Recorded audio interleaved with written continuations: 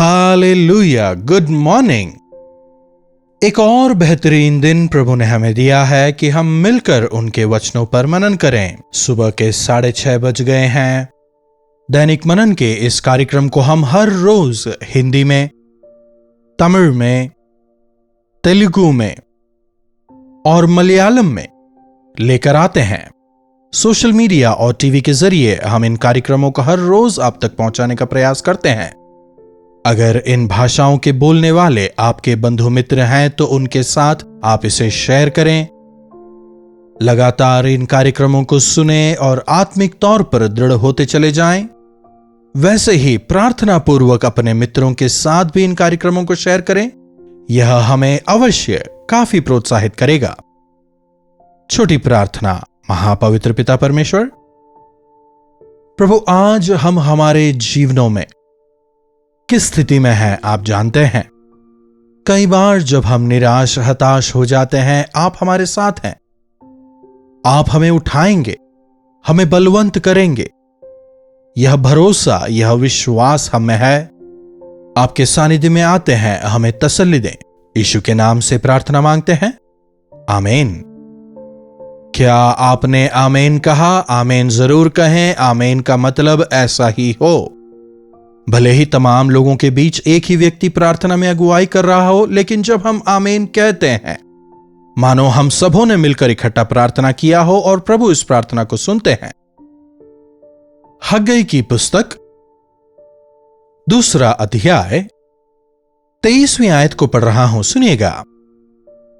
सेनाओं के यहोवा की यही वाणी है, उस दिन हे शलतियेल के पुत्र, मेरे दास जरुब्बाबेल, मैं तुझे लेकर अंगूठी के समान रखूंगा। यहोवा की यही वाणी है, क्योंकि मैंने तुझे चुन लिया है। सेनाओं के यहोवा की यही वाणी है।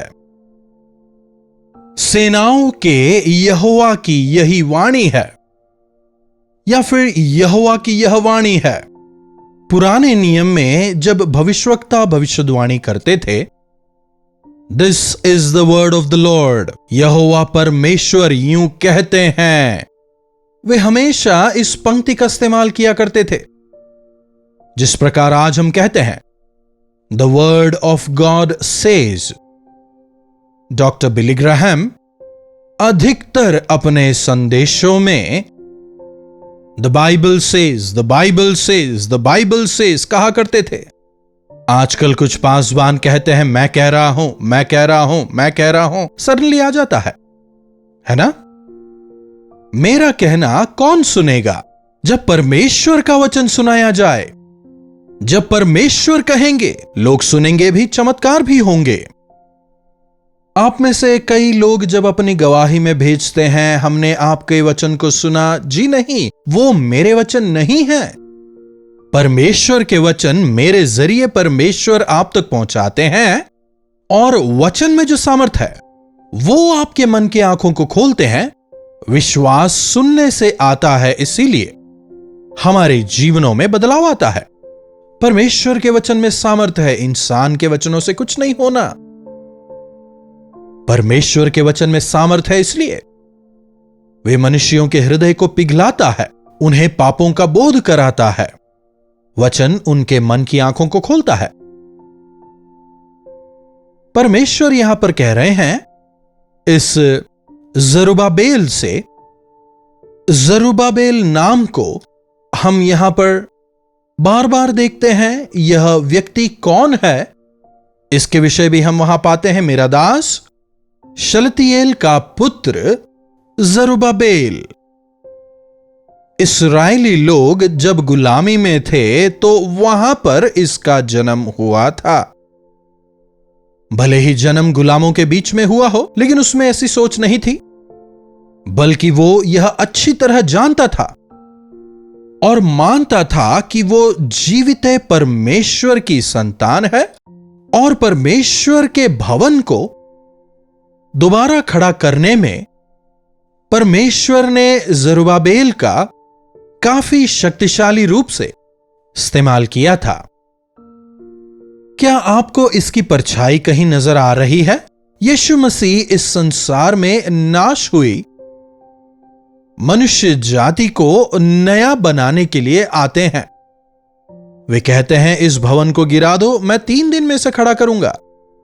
अरे ऐसे कैसे इसे गिरा सकते हो? यह सुलेमान ने इतनी मेहनत से बनाया था, इस प्रकार वे कहते हैं।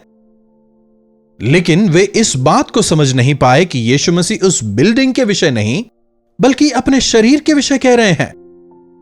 यहां पर परमेश्वर जरुब्बाबेल से कह रहे हैं, मैंने तुझे चुन लिया है। जब आप बाइबल पढ़ रहे हो, एक पुस्तक की तरह ना पढ़ें, बल्कि ऐसे पढ़ें कि परमेश्वर आपसे बात कर रहे हैं। क्यों ना उस जरुब्बाबेल की जगह आप अपने नाम को वहां रखकर पढ़ के देखिए। जय पॉल, मैंने तुझे चुन लिया है। अपने नाम को रखकर पढ़ के देखिए। जी हां, परमेश्वर ने आपको चुन लिया है। उन्होंने आपकी रचना की, आपकी सृष्टि की, और वे आपसे प्रेम करते हैं। और आज आपके पास जो कुछ भी है उन्हीं के द्वारा दिया गया है। उससे बढ़कर वे आपको चुन रहे हैं। सिलेक्शन, एक बार जरा सोच के देखिए। आप शॉपिंग के लिए जा रहे हैं, आपके सामने बहुत सारे कपड़े होते हैं। एक कपड़ा खरीदने के लिए, एक साड़ी खरीदने के लिए कम से कम 50 कपड़े आप देखते हैं ना। तमाम सारे कपड़ों को देखने के बाद हाँ ये चाहिए अलग कर लेते हैं ना।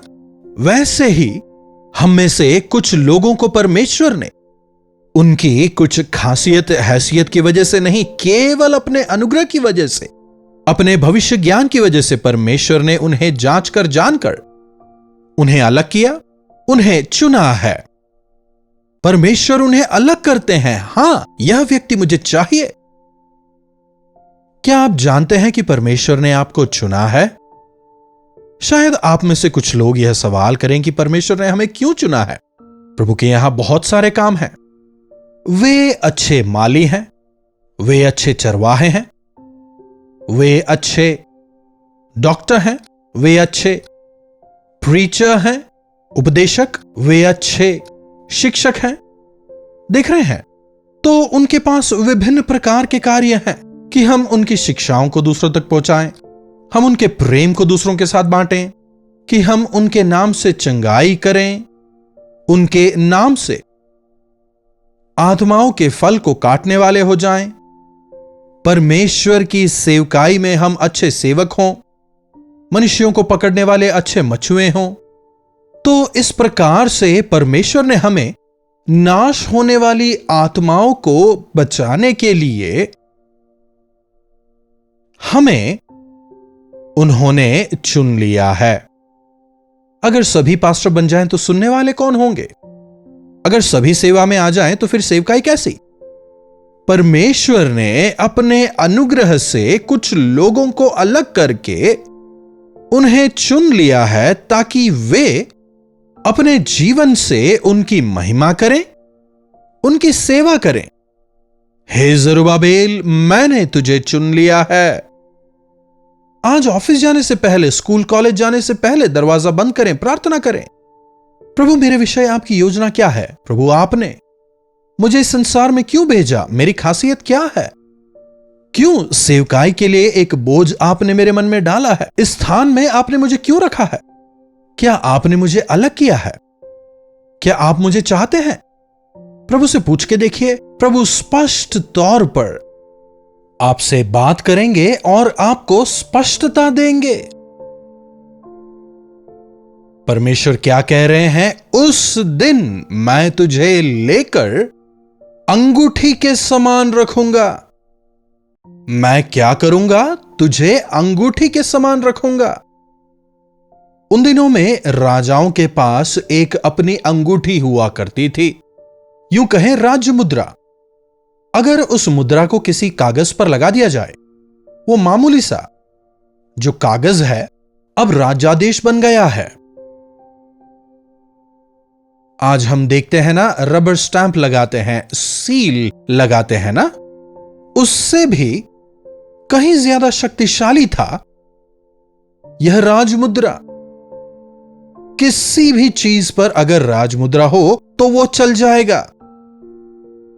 इसे 1 करोड़ रुपया दो, दिया जाएगा। यह कहीं भी आ जा सकता है, कोई हाथ नहीं लगाएगा, हो जाएगा। राजा के पास किसी भी आदेश को देने का अधिकार होता था। परमेश्वर कह रहे हैं, मैंने तुझे चुन लिया है और अपनी अंगूठी समान रखा है। तेरे मुंह से जो शब्द निकलेंगे वे पूरे होंगे। तू जो कुछ कहेगा, तू जो कुछ करेगा, मैं उसे पूरा करूंगा। परमेश्वर आपको एक वायदा दे रहे हैं। अधिकारों को बदलने की सामर्थ परमेश्वर हमें देना चाहते हैं। अधिकारों को बदलने की सामर्थ परमेश्वर आपको, मुझको देने की इच्छा रखते हैं। इन अंत के दिनों में शैतान लोगों को अपने हाथ में लेकर उनका इस्तेमाल करते हुए परमेश्वर के संतानों के खिलाफ नए नए कानून ला रहा है। नए नए नियमों को परमेश्वर के संतानों के खिलाफ में ला रहा है। लेकिन परमेश्वर के लिए वचन के अनुसार लोगों को तैयार करने के लिए, वचन के अनुसार वे जीवन बिताने वाले हों, उन्हें तैयार करने का अधिकार परमेश्वर हमें दे रहे हैं। परमेश्वर सारे ब्रह्मांड के अधिकारी हैं और वे हमें अपनी अंगूठी बना रहे हैं। क्या आपको फाइनेंशियल नीड्स हैं? वो जरूरतें पूरी हो जाएंगी। क्या खाने पीने में कमी है? कागज पर लिखें और उसे मुद्रित करें। परमेश्वर उसे मुहैया कराएंगे। आजकल हम देखते हैं ना, टेक्नोलॉजी का इस्तेमाल करते हुए ये फूड डिलीवरी जो एप्स हैं, आप उन पर ऑर्डर दीजिए, कुछ ही देर में खाना आपके पास आ जाएगा। जो आप ऑर्डर करते हैं वहां तैयार होता है और कुछ ही समय में आपके पास आ जाता है। परमेश्वर के सामने हम जो विनती प्रार्थनाएं करते हैं, परमेश्वर भी बिल्कुल उसी रीति से तैयार करते हैं। यहां से प्रार्थना करिए और वहां से वो डिलीवरी देते हैं। विश्वास करें, हमारे प्रभु चमत्कार करने वाले हैं। वे आपको अधिकार दे रहे हैं। अगर हमारे हाथों में अधिकार हो, कितने लोग विश्वास योग्य रहेंगे? अगर अधिकार दिया जाए तो उस अधिकार का दुरुपयोग कितने लोग नहीं करेंगे? परमेश्वर चाहते हैं कि हम वैसे अधिकारी बने जो अधिकार का दुरुपयोग ना करें, जरूरतमंदों की सहायता करें, मदद करें, अधिकार का सही इस्तेमाल करें। मैं तुझे लेकर अंगूठी के समान रखूंगा। जरुब्बाबेल, इस राज्य में तू जो कुछ भी कहे वो पूरा होगा। लोग उसे मानेंगे, मैं तुझे ऐसा बना रहा हूं। कई बार हम कहते हैं ना, हमारे बच्चे हमारी बात नहीं मानते।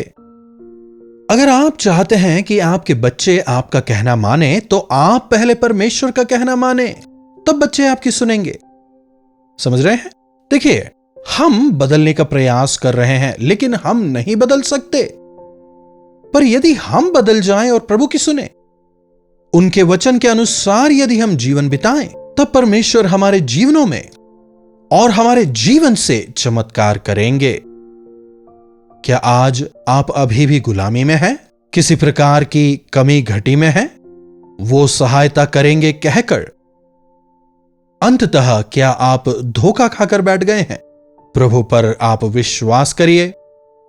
प्रभु ने आपको चुना है, यह विश्वास करें। जब आप डिस्करेज हो, जब आपको लगे यह कैसा जीवन है, याद करें कि प्रभु ने आपको चुना है। क्यों ना एक बार मुंह खोलकर कहें, प्रभु ने मुझे चुना है। प्रभु मुझसे प्रेम करते हैं। प्रभु ने अपने लहू से मुझे खरीदा है। अपनी सेवकाई के लिए परमेश्वर मुझे तैयार कर रहे हैं। यदि आप विश्वास करें तो जरूर प्रभु आपका इस्तेमाल करेंगे। प्रार्थना। पवित्र पिता, एक बार फिर से आपका धन्यवाद। अपने वचनों के द्वारा आपने हमसे बात की, आपके शुक्रगुजार हैं। कैसा महान वायदा प्रभु आपने दिया है, कैसी महान योजना प्रभु आप हमारे लिए रखते हैं। आपने अपने अनुग्रह से हमें चुना है। हमारी कोई खासियत नहीं, कोई खूबी नहीं, लेकिन केवल आपका प्रेम। प्रभु, आपके अधीन रहकर, आपकी इच्छाओं को पूरा करने वाले होकर, आपके गवाह होकर जीने का अनुग्रह आप हमें से हर एक को दें। यीशु मसीह के नाम से प्रार्थना मांगते हैं, आमीन। अब हमारे पिता परमेश्वर का प्रेम, प्रभु यीशु मसीह का अनुग्रह, पवित्र आत्मा की संगति और सहभागिता हमें से प्रत्येक के साथ आज, कल और सर्वदा बनी रहे, आमीन। प्रभु परमेश्वर की महिमा हो। अपने प्रार्थना विषयों को आप हमें 9884907779 पर व्हाट्सएप, वॉइस मैसेज या फिर टेक्स्ट के जरिए भेज सकते हैं। हम अवश्य आपके लिए प्रार्थना करेंगे। प्रभु जरूर आपके जीवनों में चमत्कार करेंगे। इन्हीं वचनों के साथ आज मैं आपसे विदा लेता हूं। प्रभु आप सबों को आशीष दें। हालेलुया। दिल्ली एनसीआर में रहने वाले तमाम श्रोताओं के लिए शुभ संदेश। प्रभु की इच्छा रही तो जुलाई 29 तारीख को YWCA कॉन्स्टेंटिया हॉल में वन डे गेट टुगेदर का आयोजन हम आप सबों के लिए कर रहे हैं। दोपहर 2 से लेकर शाम 5 बजे तक और शाम 6 से लेकर 9 बजे तक 2 सेशंस का आयोजन हम कर रहे हैं। अगर आप हिंदी, तमिल या तेलुगु बोलते हैं तो अवश्य आएं। हम मिलकर प्रभु की स्तुति करेंगे, प्रभु की आराधना करेंगे। टीवी के जरिए या सोशल मीडिया के द्वारा अगर आप वचनों को सुनते हैं तो व्यक्तिगत तौर पर आपसे मिलकर आपके लिए मैं प्रार्थना करना चाहूंगा। तो अवश्य आए, हम मिलकर प्रभु की स्तुति करेंगे। अधिक जानकारी के लिए आप 8939393939 नंबर पर संपर्क कर सकते हैं या फिर इस QR कोड को भी स्कैन करके आप जानकारियों को हासिल कर सकते हैं। याद रहेगा ना, दिन है 29 जुलाई, समय है दोपहर 2 से लेकर शाम 5 और फिर शाम 6 से लेकर 9 तक। पता है YWCA कॉन्स्टेंटिया हॉल, अशोका रोड, नई दिल्ली। आप वहां अवश्य आएंगे ना। कलवरी दर्शन, ये है प्रेम के दर्शन, यीशु प्रेम के दर्शन। कलवरी दर्शन, ये है प्रेम के दर्शन, यीशु प्रेम